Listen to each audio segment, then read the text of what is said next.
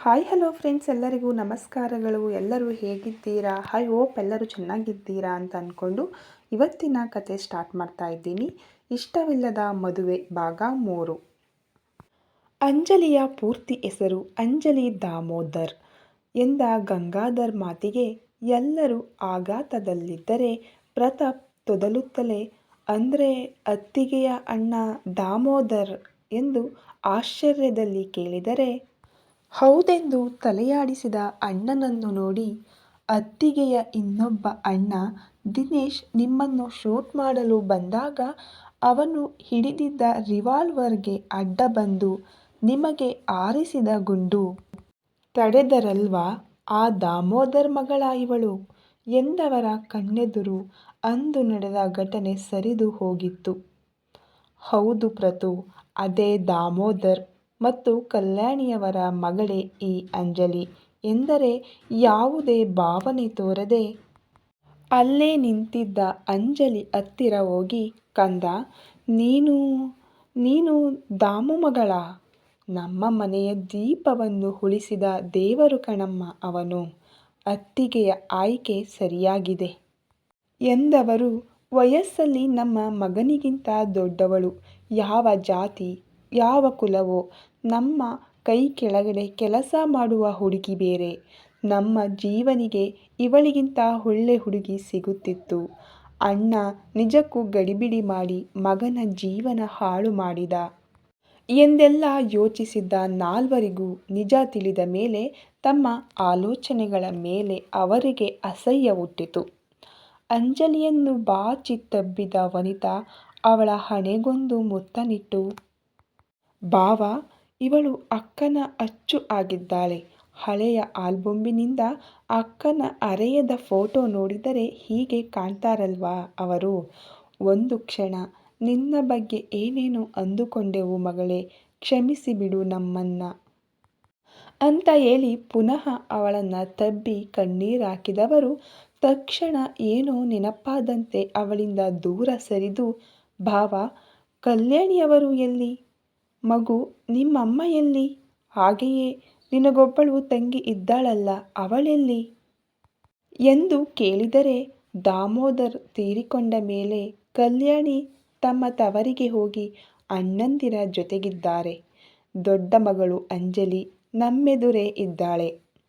ಇನ್ನು ಚಿಕ್ಕವಳು ಸಾಹಿತ್ಯ ಮೈಸೂರಲ್ಲಿ MBBS ಮಾಡ್ತಿದ್ದಾಳೆ ಎಂದವರು ಹೆಂಡತಿಯ ಮೂಲಕ ಅಂಜಲಿಯ ಬಗ್ಗೆ ತಮಗೆ ತಿಳಿದ ವಿಷಯವನ್ನು ಅಲ್ಲಿದ್ದವರಿಗೆ ಹೇಳಿದರು. ಅಂಜಲಿಯನ್ನು ತಮ್ಮ ಬಳಿಗೆ ಕರೆದ ಗಂಗಾಧರ್, ದಾಮಿನಿಯ ಹಠದಿಂದಾಗಿ ನಿನ್ನ ಒಪ್ಪಿಗೆಯನ್ನು ಯಾರೂ ಕೇಳಲೇ ಇಲ್ಲ ಮಗು. ಅವಳ ಜೊತೆ ನಿನ್ನಮ್ಮ ಸೇರಿ ಈ ಮದುವೆಯ ನಿರ್ಧಾರ ಮಾಡಿದರು. ನನ್ನ ಮಗ ಸ್ವಲ್ಪ ಕೋಪಿಷ್ಠ, ಹಠಮಾರಿ. ಅದೂ ತಾಯಿ ತೀರಿಕೊಂಡ ಬಳಿಕ. ಅದರ ಮೊದಲು ಎಲ್ಲರೂ ಇಷ್ಟಪಡುವ ಮಗನಾಗಿದ್ದವ. ರೆಸಾರ್ಟಿಗೆ ಅವನು ಬರುತ್ತಿದ್ದಾನೆಂದರೆ ಅಲ್ಲಿನ ಎಲ್ಲ ಕೆಲಸದವರಿಗೆ ಹಬ್ಬವೇ. ಎಲ್ಲರೊಂದಿಗೂ ಬೆರೆತು ಕೀಟಲೆ ಮಾಡುತ್ತಾ ಅಲ್ಲಿದ್ದ ಎಲ್ಲರಿಗೂ ಒಳ್ಳೆಯ ಗೆಳೆಯ, ಮಗ, ಅಣ್ಣ, ತಮ್ಮ ಎಲ್ಲ ಆಗಿದ್ದ. ಹಾಗೆಯೇ ಎಷ್ಟೋ ಜನ ಹುಡುಗಿಯರು ಅವನ ಒಂದು ನಗು ಮಾತಿಗಾಗಿ ಕಾತರಿಸುತ್ತಿದ್ದರು ಎನ್ನುವುದು ಒಂದೆರಡು ತಿಂಗಳು ನೀನು ನೋಡಿದ್ದೀಯ. ಆದರೆ ದಾಮಿನಿಯ ಅಗಲಿಕೆ ಅವನನ್ನು ಸಂಪೂರ್ಣವಾಗಿ ಬದಲಿಸಿತು. ಈಗ ರೆಸಾರ್ಟ್ ಕಡೆಗೆ ಬರೋದೇ ಕಡಿಮೆ ಮಾಡಿದ್ದಾನೆ. ಬಂದರೂ ಯಾರ ಜೊತೆಯೂ ಮೊದಲಿನಂತೆ ಬೆರೆಯೋಲ್ಲ. ಇದು ನಿನಗೂ ಗೊತ್ತಿರಬಹುದು ಎಂದು ಅವರು ಹೇಳುತ್ತಿದ್ದರೆ ಅವರ ಮುಂದಿನ ಮಾತನ್ನು ತಡೆಯುವಂತೆ ನರ್ಸ್ ಜೊತೆ ಒಳಗಡೆ ಬಂದ ಜೀವ. ಡ್ಯಾಡ್, ರೆಸ್ಟ್ ಮಾಡಿ, ಮುಂದೆ ಮಾತನಾಡಲು ಪೂರ್ತಿ ಜೀವನವೇ ಇದೆ. ಚಿಕ್ಕಪ್ಪ, ಡ್ಯಾಡನ್ನು ಇವತ್ತು ಡಿಸ್ಚಾರ್ಜ್ ಮಾಡ್ತೀರಲ್ಲ, ಹೇಗೂ ಅವರೆಲ್ಲ ಕೆಲಸವನ್ನು ಮಾಡಲು ಹೊಸ ಕೆಲಸದಾಳನ್ನು ಹುಡುಕಿದ್ದಾರಲ್ಲ, ಅವಳೇ ಎಲ್ಲ ನೋಡಿಕೊಳ್ತಾಳೆ ಅಂತ ಅಂಜಲಿಯತ್ತ ನೋಡಿ ಅಸಡ್ಡೆಯಲ್ಲಿ ಹೇಳಿದರೆ, ನೋ ಜೀವ, ಅಣ್ಣನಿಗೆ ಆಗಿರೋದು ಬೈಪಾಸ್ ಸರ್ಜರಿ. ಸೊ 3 ದಿನ ಇಲ್ಲೇ ಇರಬೇಕಾಗುತ್ತದೆ. ಡೋಂಟ್ ವರಿ, ನರ್ಸ್ ಜೊತೆ ನಾನು ಜೈ ಇದ್ದೇವೆ ಎಂದು ಪ್ರತಾಪ್ ಹೇಳಿದರು. ಹೌದು ಜೈ, ಅವರಿಬ್ಬರನ್ನು ಎಲ್ಲಿಂದ ಕರೆದುಕೊಂಡು ಬಂದಿದ್ದೀಯೋ ಅಲ್ಲೇ ಬಿಟ್ಟು ಬಾ. ಜೀವದು ಫೈನಲ್ ಎಕ್ಸಾಮ್ ಮುಗೀಲಿ, ಆಮೇಲೆ ಒಳ್ಳೆಯ ದಿನ ನೋಡಿ ಶಾಸ್ತ್ರ ಸಂಪ್ರದಾಯದಂತೆ ಇವರಿಬ್ಬರ ಮದುವೆ ಮಾಡಿದರಾಯಿತು. ಅಲ್ಲಿಯವರೆಗೆ ನನ್ನ ಬಗ್ಗೆ ಯಾವ ಯೋಚನೆಯೂ ಬೇಡ ನಿನಗೆ ಜೀವ ಎಂದು ಹೇಳಿ ಅಂಜಲಿ ಬಗ್ಗೆ ಕೇವಲವಾಗಿ ಮಾತನಾಡಿದ್ದಕ್ಕೆ ಕೋಪಗೊಂಡ ಗಂಗಾಧರ್ ತುಸು ಗಡಸಾಗಿ ಹೇಳಿದರು. ಏನೋ ಹೇಳಲು ಬಾಯಿ ತೆರೆದ ಜೀವ ಕೈ ಹಿಡಿದ ಜಯಾಕರ್ ತಕ್ಷಣ ಅವನನ್ನು ಅಲ್ಲಿಂದ ಹೊರಗಡೆ ಎಳೆದುಕೊಂಡು ಹೋದರು. ಕಾರಣ ಪುನಃ ಅಪ್ಪ ಮಗನ ನಡುವೆ ಮಾತಿಗೆ ಮಾತು ಬೆಳೆದು ಇಬ್ಬರ ನಡುವೆ ಇನ್ನೊಂದು ಜಗಳ ನಡೆಯುವುದನ್ನು ತಪ್ಪಿಸಬೇಕಾಗಿತ್ತು. ಅದಕ್ಕೆ ಹೊರಬಂದ ಜೀವ ಕೋಪದಲ್ಲೇ ಅವರ ಕೈಯನ್ನು ಕಿತ್ತೆಸೆದು, ಅಂಕಲ್, ನಾನಿಲ್ಲೇ ಡ್ಯಾಡ್ ಜೊತೆ ಉಳಿಯುತ್ತೇನೆ ಎಂದರೆ, ನೋ ಜೀವ, ಸರ್ ಈಗಷ್ಟೇ ರಿಕವರ್ ಆಗ್ತಿದ್ದಾರೆ. ಈ ಟೈಮಲ್ಲಿ ನಿಮ್ಮಿಬ್ಬರ ಜಗಳ ಒಳ್ಳೆಯದಲ್ಲ. ಐ ನೋ ನಿನಗೆ ಅವರೊಂದಿಗೆ ಮಾತನಾಡಲು ತುಂಬ ವಿಷಯವಿದೆ. ಈಗದಕ್ಕೆ ಸಮಯವಲ್ಲ. ಪ್ಲೀಸ್ ಲಿಸನ್ ಟು ಮೀ ಅಂದು ಅಲ್ಲಿದ್ದ ಮಕ್ಕಳತ್ತ ನೋಡುತ್ತಾ, ಕಿರಣ್, ಇವನನ್ನು ಹಾಸ್ಟೆಲ್ಲಿಗೆ ಬಿಟ್ಟು ಬಾ. ಜೀವ, ನನಗೆ ರೆಸಾರ್ಟಲ್ಲಿ ಅತಿ ಮುಖ್ಯವಾದ ಕೆಲಸಗಳಿವೆ. ಎಕ್ಸಾಮ್ ಒಳ್ಳೆ ರೀತಿಯಲ್ಲಿ ಮಾಡು. ಗುಡ್ ಲಕ್ ಮೈ ಬಾಯ್ ಎಂದವರು ವಾರ್ಡಿನಿಂದ ಹೊರಬಂದ ಅಂಜಲಿಯ ಜೊತೆ ತಮ್ಮ ಕಾರಿನತ್ತ ನಡೆದರೆ, ಅವರನ್ನ ನೋಡಿ ಕೋಪದಲ್ಲಿ ಕೈಯನ್ನು ಗೋಡೆಗೆ ಬಲವಾಗಿ ಗುದ್ದಿದನು. ಛೆ, ಪ್ರತಿ ಸಲ ಇದೇ ನಡೆಯೋದು. Dad playing with my life. ಯಾಕೆ ಈ ರೀತಿ ಮಾಡ್ತಾರೆ ಅನ್ನೋ ಪ್ರಶ್ನೆ ಕೇಳೋಕೆ ಅವಕಾಶನೇ ಕೊಡೋಲ್ಲ. ಈಗ ಕೂಡ ಆ ಆಂಟಿ ಜೊತೆ ನನ್ನ ಗಂಟು ಹಾಕಿ ಏನೂ ನಡೆದೇ ಇಲ್ಲವೆನ್ನುವಂತೆ ನನ್ನಲ್ಲಿ ಎಕ್ಸಾಮ್ ಚೆನ್ನಾಗಿ ಮಾಡು ಅಂತಿದ್ದಾರೆ ಅಂತ ಬುಸುಗುಡುತ್ತಿದ್ದವನ ತೋಳನ್ನು ಬಳಸಿ ಸಂತೈಸಿದ ವಂದಿತಾ. ಕಾಮ್ ಡೌನ್ ಬ್ರೋ, ಎಲ್ಲ ಒಳ್ಳೆಯದೇ ಆಗುತ್ತೆ. ನಿನ್ನಲ್ಲಿರುವ ಪ್ರಶ್ನೆಗೆ ಉತ್ತರ ತಿಳಿಯಲು ಇದು ಸಮಯವಲ್ಲ. ಅಂಕಲ್ ಹೆಲ್ತ್ ಕಂಡೀಷನ್ ನೋಡ್ತಿದ್ದೀಯ ಅಲ್ವಾ? ಜೈ ಅಂಕಲ್ ಸರಿಯಾಗೇ ಹೇಳ್ತಿದ್ದಾರೆ.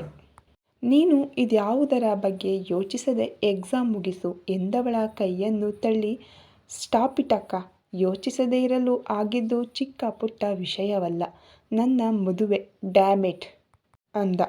ಪುನಃ ಅವನನ್ನು ಸಮಾಧಾನಿಸಿದವಳನ್ನ ತಬ್ಬಿದ ಜೀವ. I really miss you my mom ಅಕ್ಕ, ಅಮ್ಮ ಇರಬೇಕಿತ್ತು ಅಂತ ಬಿಕ್ಕಳಿಸಿದವನ ಸ್ಥಿತಿ ನೋಡಿ ಅಲ್ಲಿದ್ದವರೆಲ್ಲ ಮೌನ ತಾಳಿದರು. ನಿಮಿಷಗಳ ಬಳಿಕ ಸುಧಾರಿಸಿಕೊಂಡ ಜೀವನನ್ನ ನೋಡಿದ ವಂದಿತಾ ಕಿರಣ್ ಬಳಿ ತಾನು ಅವನನ್ನು ಹಾಸ್ಟೆಲ್ಲಿಗೆ ಬಿಡುವುದಾಗಿ ಹೇಳಿ ಅವನ ಜೊತೆ ಕಾರ್ ಏರಿದಳು. ದಾರಿ ತುಂಬ ಅವನಿಗೆ ಪ್ರತಿ ಸಲದಂತೆ ಬುದ್ಧಿ ಮಾತು ಹೇಳುವುದೇ ಅವಳ ಕೆಲಸವಾಗಿತ್ತು. ಕಾರಣ ಚಿಕ್ಕಂದಿನಿಂದಲೂ ವಂದಿತಾಳೆಂದರೆ ಅವನಿಗೆ ಅಷ್ಟು ಅಚ್ಚುಮೆಚ್ಚು. ತನ್ನ ತಾಯಿಯನ್ನು ಬಿಟ್ಟು ತನ್ನೆಲ್ಲ ವಿಷಯವನ್ನು ಯಾರಾದರ ಬಳಿ ಹೇಳುತ್ತಿದ್ದನೆಂದರೆ ಅದು ವಂದಿತಾ ಹತ್ರ ಮಾತ್ರ. ಇನ್ನೇನು ಕಾಲೇಜು ಸಮೀಪಿಸುತ್ತಿದ್ದೇವೆ ಎನ್ನುವಾಗ, ಬ್ರೋ, ನೀನು ಇತ್ತೀಚೆಗೆ ರೆಸಾರ್ಟ್ ಕಡೆ ಹೋದಾಗಲೆಲ್ಲ ಜಗಳ ಕಾಯುತ್ತಾ ನನ್ನೆದುರು ಬಾಯಿ ಬಂದಂತೆ ಬೈಯುತ್ತಿರುತ್ತಿದ್ದೆ, ಆ ಹುಡುಗಿ ಈ ಅಂಜಲಿ ತಾನೇ? ರಸ್ತೆಯನ್ನ ನೋಡುತ್ತಲೇ ಹೌದೆಂದು ತಲೆಯಾಡಿಸಿದವನನ್ನು ನೋಡಿದವಳ ಮುಖದಲ್ಲಿ ನಗು ಅರಳಿತ್ತು. ತನ್ನನ್ನ ಒಡ ಹುಟ್ಟಿದ ಅಕ್ಕನಂತೆ ಹಚ್ಚಿಕೊಂಡ ದಿನದಿಂದ ಪ್ರತಿನಿತ್ಯ ಅವನ ಜೀವನದಲ್ಲಿ ನಡೆಯುವುದೆಲ್ಲವನ್ನ ತನ್ನ ಬಳಿ ಹಂಚಿಕೊಳ್ಳುತ್ತಿದ್ದವನು ಹುಡುಗಿಯರ ಬಗ್ಗೆ ಹೇಳಿಕೊಳ್ಳುತ್ತಿದ್ದದ್ದು ಕಡಿಮೆ ಎನ್ನುವುದಕ್ಕಿಂತ ಅವನ ಶ್ರೀಮಂತಿಕೆ ನೋಡಿ ಮೈ ಮೇಲೇರಿ ಬರುವ ಹುಡುಗಿಯರನ್ನ ನೋಡಿ ಬೇಸತ್ತು ಹುಡುಗಿಯರಿಂದ ಒಂದು ಅಂತರವನ್ನೇ ಕಾಪಾಡಿಕೊಂಡು ಬಂದಿದ್ದ.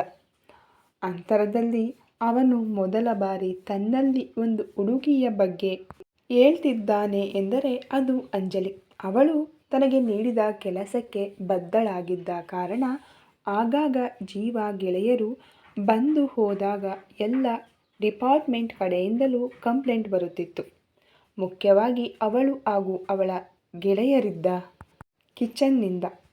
ಒಂದೆರಡು ಬಾರಿ ಸುಮ್ಮನಿದ್ದವಳು ನಂತರ ಅದನ್ನೆಲ್ಲ ಗಂಗಾಧರ್ ಗಮನಕ್ಕೆ ತಂದು ಅವರು ಮಗನಿಗೆ ಚೆನ್ನಾಗಿ ಹುಗಿದು ಮುಂದಿನ ದಿನಗಳಲ್ಲಿ ಮಗನ ಹೆಸರನ್ನು ಹೇಳಿ ರೆಸಾರ್ಟಿಗೆ ಬರುವ ಅವನ ಗೆಳೆಯರನ್ನು ವಾಪಸ್ ಕಳುಹಿಸುತ್ತಿದ್ದರು. ಇದರಿಂದ ಗೆಳೆಯರೆದುರು ಅವಮಾನಿತನಾದ ಜೀವ ಅವನಿಗೆ ತುಂಬ ಕೋಪ ಬಂತು. ಆ ಕೋಪವೆಲ್ಲ ಅದಕ್ಕೆ ಕಾರಣಳಾದ ಅಂಜಲಿಯ ಮೇಲೆ ತಿರುಗಿತ್ತು. ನಂತರ ಬೇಕಂತಲೇ ತನ್ನ ಜೊತೆಯಲ್ಲೇ ಗೆಳೆಯರನ್ನ ರೆಸಾರ್ಟಿಗೆ ಕರೆದುಕೊಂಡು ಬರುತ್ತಿದ್ದ ಜೀವ ಅವರಿಗೆ ಪುಕ್ಕಟೆಯಾಗಿ ಅಲ್ಲಿಯ ಎಲ್ಲ ಫೆಸಿಲಿಟೀಸ್ ಸಿಗುವಂತೆ ಮಾಡುತ್ತಿದ್ದನು. ಅವನ ಗೆಳೆಯರು ವಾರಗಟ್ಟಲೆ ಅಲ್ಲೇ ಇದ್ದು ರೆಸಾರ್ಟಿಗೆ ಬರುವ ಗೆಸ್ಟ್ ಹಾಗೂ ಅಲ್ಲಿ ಕೆಲಸ ಮಾಡುವ ಹುಡುಗಿಯರ ಜೊತೆ ಅಸಭ್ಯವಾಗಿ ವರ್ತಿಸಿದಾಗ ಕೆಲವು ಬಾರಿ ಖುದ್ದಾಗಿ ಅಂಜಲಿನೇ ಮುಂದೆ ನಿಂತು ಅವರನ್ನು ರೆಸಾರ್ಟಿಂದ ಹೊರಗಟ್ಟಿದಳು. ಈ ವಿಷಯದಲ್ಲಿ ಪೂರ್ತಿ ರೆಸಾರ್ಟ್ ಉಸ್ತುವಾರಿ ನೋಡಿಕೊಳ್ಳುವ ಜಯಕರ್ ಸುಮ್ಮನಿದ್ದರು. ನಿನ್ನೆ ಮೊನ್ನೆ ಬಂದ ಹುಡುಗಿಯ ವರ್ತನೆ ನೋಡಿ ಜೀವ ಮೊದಲ ಬಾರಿ ಅವಳೊಂದಿಗೆ ಜಗಳಕ್ಕೆ ನಿಂತಿದ್ದ. ಒಮ್ಮೆಲೆ ಜೋರಾಗಿ ಕಾರಿನ ಬ್ರೇಕ್ ಹಾಕಿದಾಗ ನೆನಪಿನಾಳದಲ್ಲಿ ಕಳೆದು ಹೋದ ಜೀವ ಸೀಟ್ ಬೆಲ್ಟ್ ಹಾಕದ ಕಾರಣ ಮುಂದೆ ಸರಿದವನು ಸರಿಯಾಗಿ ಕುಳಿತು ಒಂದು ವಾಟ್ ಹ್ಯಾಪನ್, ಕಾರ್ ಯಾಕೆ ನಿಲ್ಲಿಸಿದೆ ಅಂತ ಗೊಂದಲದಲ್ಲೇ ಕೇಳಿದರೆ ಅವಳು ನಗುತ್ತಾ ಹಾಸ್ಟೆಲ್ ಬಂತು ನೋಡು. ಏನು ಅಂಜಲಿ ಜೊತೆಗಾದ ಜಗಳಗಳ ನೆನಪಾಯಿತಾ?